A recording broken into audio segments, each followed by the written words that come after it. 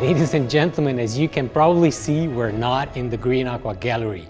We drove 3 hours from Budapest to get here to one of the most famous wine regions of Hungary. We're in Tokaj.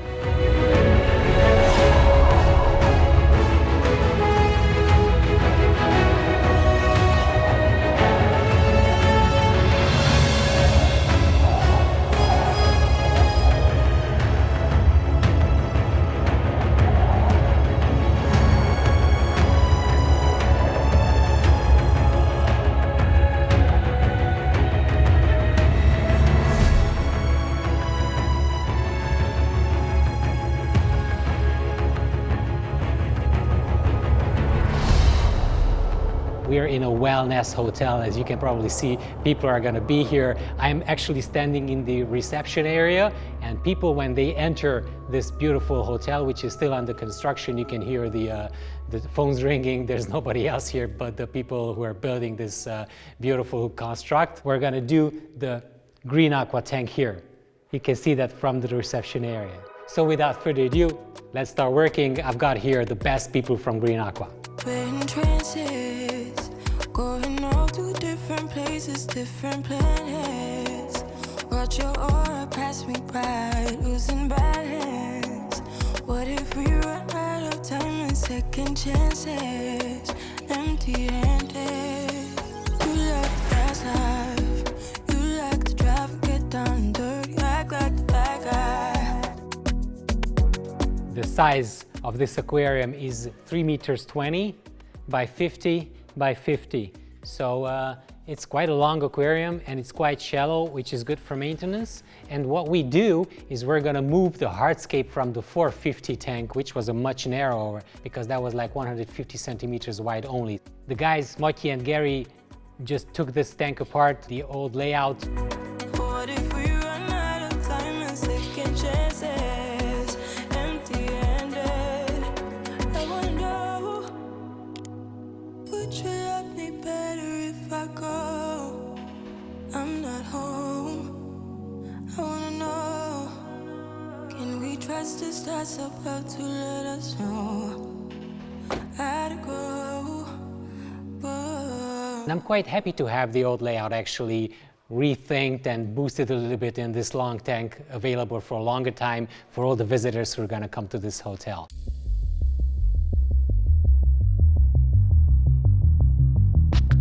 We've got 5 Chihiros lights on top. They're all on a timer, and we've got a sump. The intake of the sump is in the middle, similar to the client tank that we built, one of the most popular videos on Green Aqua, the 650-liter tank.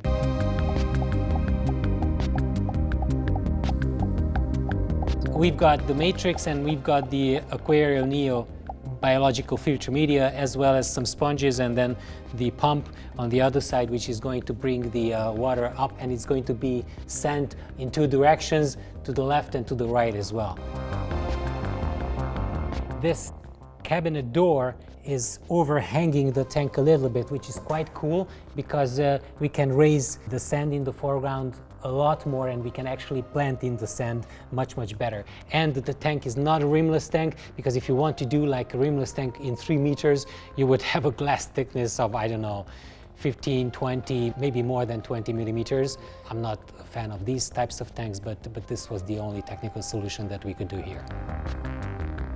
Here we've got everything that is needed around here. We're going to have a 2-week maintenance on this tank, so you need the strong technology in order to be able to have a low maintenance tank. And we're going to not use any stem plants in here, because we don't want to trim these very often, because the guys will have to drive 3 hours every second week to get here. What you can see here is the drainage that would take the excess water out of the sump. And then we've got the reverse osmosis water drainage, the red hose here, which will take the bad water from the reverse osmosis also out to the drainage. On the left side, you can see the cold mist maker that would push the cold mist up to the center, and then we didn't connect those hoses anymore. This needs to be refilled. The local staff will refill it probably daily. And the next one that you see here is the CO2 reactor, and the CO2 bottle and the CO2 pressure reducer is on this side. The sump itself is a 200-liter tank aquarium, and then we have an 8,000 liter per hour pump in it. But that pump can be controlled via an app, so you can actually control that. And then the water will come out of it through this hose and it will enter the CO2 reactor. Actually, the CO2 reactor is being powered by the CO2 bottle. This is a 5 kilogram bottle here. And then as the next step, the water comes down at the bottom and then it would go into the UV filter, and from the UV filter it will be pushed up into the center of the tank where it will be sent in the two directions that I already talked about. Also, we've got the doser, which has 4 dosing pumps in there. 3 of those will be pumped from these boxes here, and one of them will be the macro, the other one will be the micro, and then the third one will be the XL, the Seachem XL, the liquid carbon supplement, which is also helping us with the algae. The fourth one, however, at the beginning will have a separate canister and it will just add some bacteria to the tank to cycle it better. Later, we're going to use that to remineralize the reverse osmosis water, which is produced by this guy, and we're going to remineralize it to TDS 120.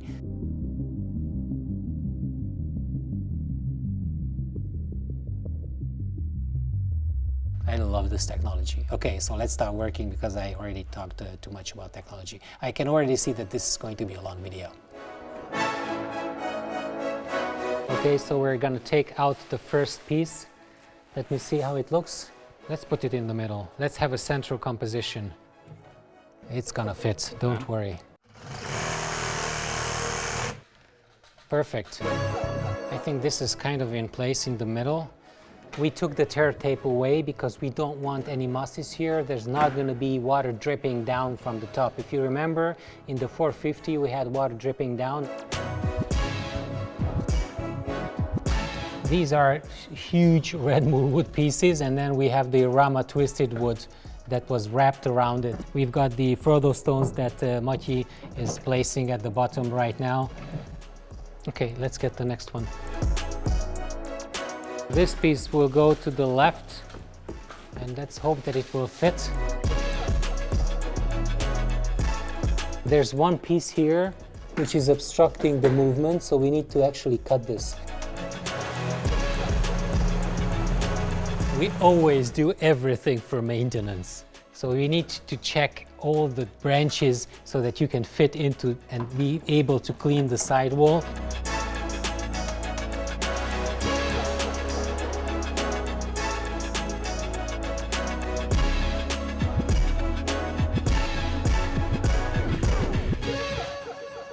Behind this whole tank, you've got the dining area, and when people are looking towards the entrance from the dining area, they will see this part of the aquarium. So it's very important to bring the line, like an opening line towards the entrance from here. Hey, we can run away. You say you wanted to. You wanna go back, You wanna go back to a place where we can hide. You wanna stay there. You wanna stay there, we can leave the pain behind. More. Oh, yeah. A little bit back. There you go. Like a wrecking ball, we can break them all to a higher ground. We will not be found. We can win the game. We can go insane like a shooting star. Don't you? Lotte is also here helping us, one of the Green Aqua founding members. It's so great to have him here also. He's mostly responsible for the client builds, and he's always doing the creative part of the client builds. Hey, we could be okay, but I dream that we can fly. You wanna go back, You wanna go back to a place where we can hide. You wanna stay there, You wanna stay there, we can leave the pain behind. Stay.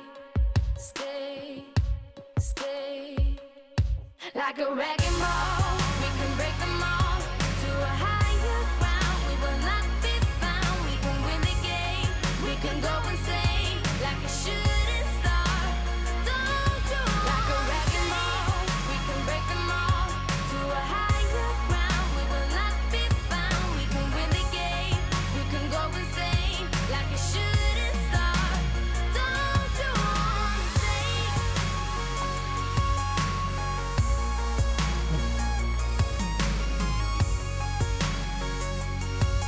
should have done that outside, but because of the rim, and that's why I told you guys that I don't like the idea of having a rim. It makes your life much more difficult, makes the maintenance much more difficult. Like a wrecking ball, we can break them all to a higher ground. We will not be found. We can win the game. We can go insane like a shooting star. Don't you? Like a wrecking ball, we can break them all to a higher ground. We will not be found. We can win the game. We can go insane like a shooting star. Don't you understand? So what we're doing right now is we're covering those little gaps in between the wood pieces with bigger rocks, and I want to bring the surface up, like there's going to be a path or something. That's my idea. So not to have a uniform layer of wood. So that rock is fine in that position, provided that we can add another bigger rock that would close that gap there.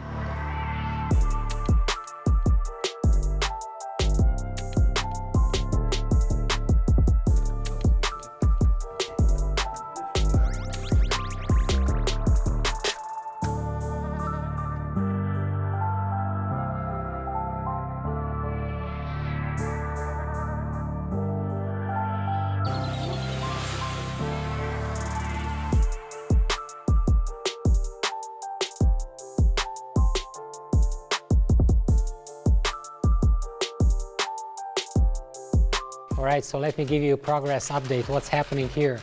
First of all, the layout-wise, I raised the rocks on this side in the golden ratio point of the aquarium.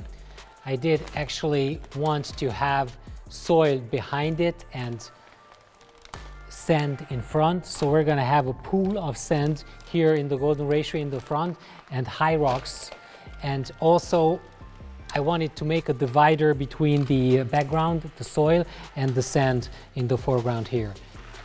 Matyi and Gary are introducing the EDA Aquasoil Amazonia version 2 in there. We did not use base layer fertilizing substrate in this tank because we don't have any stem plants or any plants that would require, and then we're using the root tabs as needed. And I want it to be a low maintenance, slow plant growth, etc., etc. And also we use the fine filter mesh to cover the cracks between the rocks, between the protostones, so that the soil that they're pouring in will not roll forward, so it will not roll onto the sand. There's going to be one part of the soil visible in the foreground, that's going to be here, and then Matyi is making that part.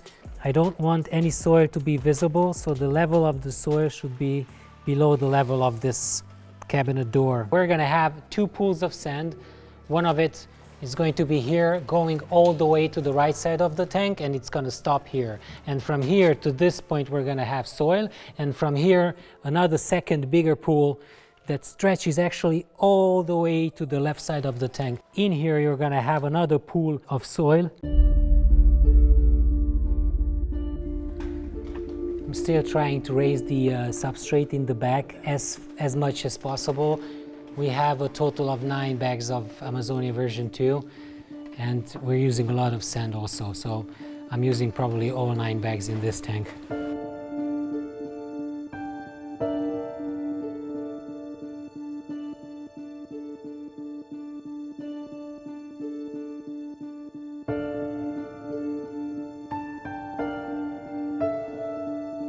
We decided not to add the sand just yet. We're gonna wait until we start to fill up the tank because the sand has been washed, rinsed. We don't want to create a mess, and then when we start planting, the plant particles and then soil particles will just, contaminate the sand. So we want to leave that as the last step. So right now the guys are preparing the plants, and we will start to add all the epiphytes and all the other plants that we're going to use here. The biggest ball biters that you've seen ever.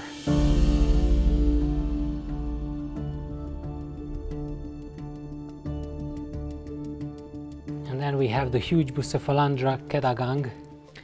I'm only using the epiphyte plants to cover the cracks.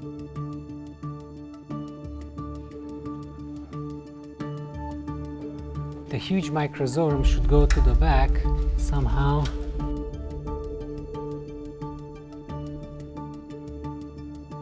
So more of Anubias will grow in here between the rocks.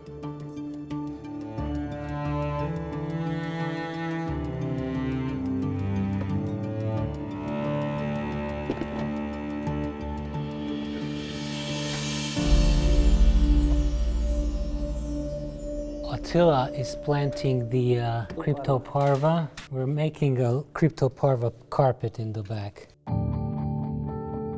Bucephalandra SP Red Mini. I'm going to use the Mini Red in certain foreground places to accentuate the transition between the sand and the other plants.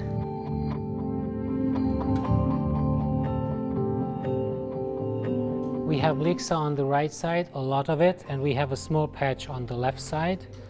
And then I'm missing something like here, for example.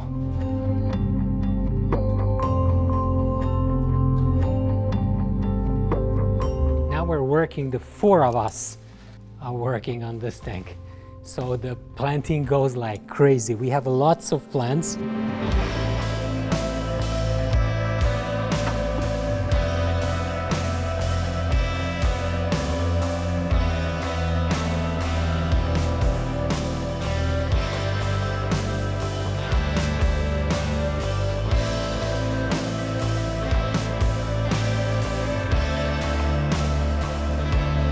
We started to fill up the tank with water so that we can introduce the sand. It's very weird that the water is skewed like this. It's like 3 centimeters on that side, and on that side is almost not visible, like 3 millimeters.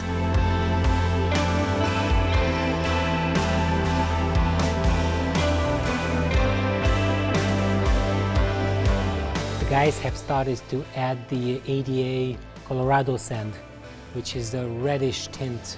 It's gonna look great with these green colored plants and the darker brown colored wood. It's going to match the yellowish colors of the lights, the ambient lights that are installed here. We have used 4 bags of Colorado sand, 8 kilos. Quite a lot, right? Attila had started to plant the Helentium tenellum, which was Echinodorus tenellus before. What we're trying to do is to not have sand above the cabinet top level. All right, so I have moved to the commentator position because I think that I can see anything better from this point. And the tank is progressing quite nicely. We're closing up to the finish line with this. I really like the fact that these long tanks have a narrative. If you move from left to right, you see a narrative in the scape. I so hate to see the soil in the foreground above the line of the cabinet.